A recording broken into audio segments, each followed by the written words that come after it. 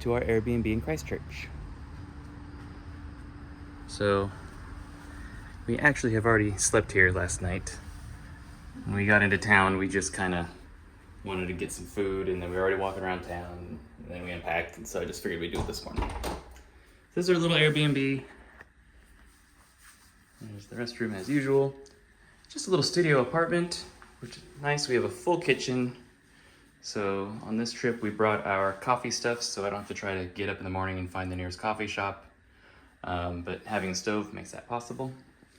There's my wife. Hi. Yeah, we found these little apartment-y things are kind of popping up all over New Zealand, so it's kind of cool to see the inside of one, but it's nice for a stay. I wouldn't want to live in it. It's kind of generic.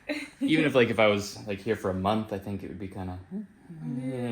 I mean, it's got all the creature comforts, and I realize that it's not the most ideal thing to stay in one of these pop-up things that are probably foreign owned, but we kind of had a budget, and so we tried in other places. You'll see we've stayed in that are not this, but for here in Christchurch, because it is 3 nights, we needed to be somewhat budget conscious.